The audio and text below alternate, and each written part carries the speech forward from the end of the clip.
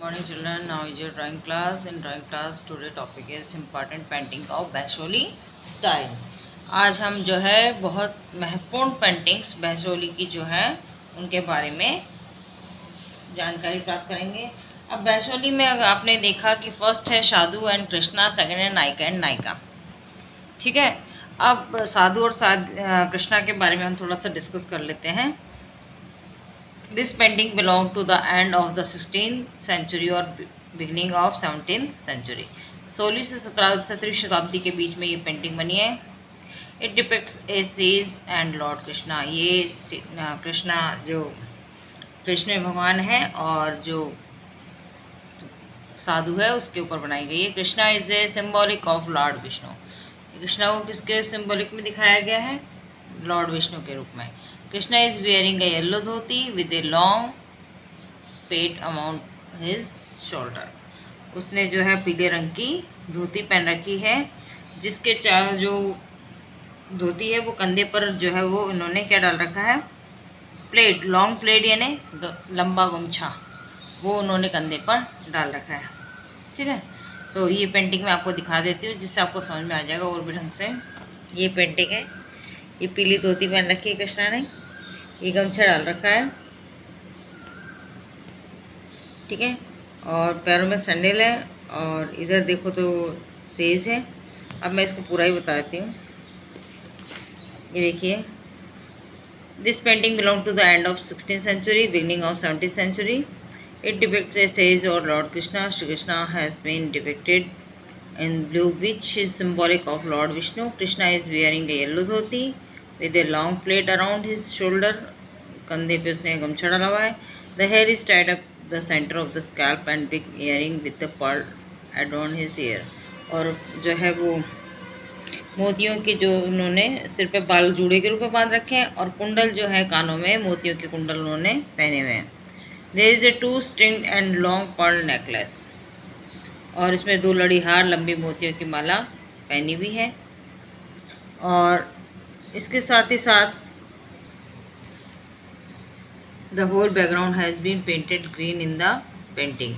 और इन्होंने क्या कर रखा है? पेंटिंग जो है वो ग्रीन कलर की कर रखी है। This painting embodies practice of the early Basohli painting.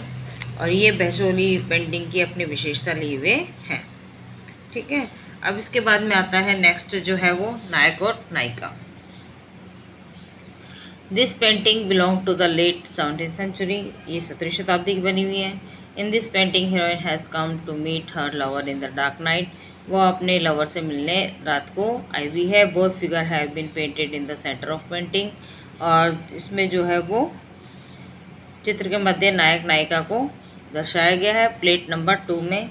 ये मैं आपको प्लेट नंबर 2 दिखा देती हूँ। ये देखिए, ये है रात के अंधेरे में नायक और नायिका। ठीक है ना।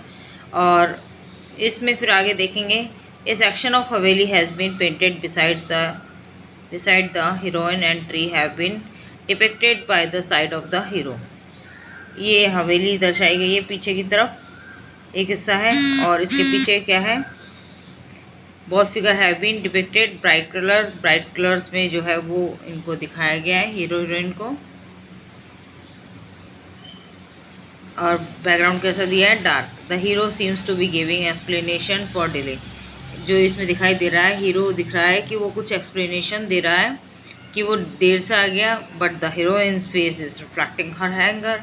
लेकिन जो हीरोइन है उसका तो मुंह भाई गुस्से में दिखाई दे रहा है। With a posture of jerking her hand. वो बेचारा उसका हाथ पकड़ के उसको समझा रहा है, वो उसका हाथ झड़क रही है। उसको तो सुनना ही नहीं है कि आपने लेट क्यों किया है। और वो इशारा कर करके बता रही है, indicate by his hand gesture. और वो हाथों के इशारों से समझा रहा है और उसको तो समझ में नहीं आ रहा। ये इस कहानी का नायक नायिका का भेद है। इसके बाद में यदि हम फिगर की बात करें तो figure in this painting are as fine as that Kangra style में इसके फिगर को बताया गया। The eyes are painted as big as in the early style. और उसमें जो पेंटिंग में आइज है वो बड़ी बड़ी है। But the hand gesture and but is conical at ridge. ये जो हाथों की मुद्राएं हैं और वस्त्रों की जो पहनावा है, ये इसी शैली का विकास है। Organise creases are result of the develop of Basohli style. ये आपका जो बैसोली स्टाइल है ये उसका रिजल्ट है। क्रीजेज ये जो कपड़े वगैरह पहन रखे हैं उसने, ठीक है। इसके बाद में आप इसमें पढ़ सकते हैं the jewellery and ornament of both have been. इसके बाद में देख रहे हैं द ज्वेलरी जो है वो ornaments of both have been painted with the minutest of details bright and gold colors. It used the vibrant color and dark background, slim beauty, transparency of attire and adornment lend is unique quality of the painting. From the point of view of style, this painting is one of the finest example of बैसोली school. ये बैसोली example का महत्वपूर्ण उदाहरण है, ठीक है। इसके साथ ये अपना टॉपिक ख़त्म होता है। इसको आप रीड आउट कर लीजिए, नोट्स में सेंड कर दूँगी, ठीक है।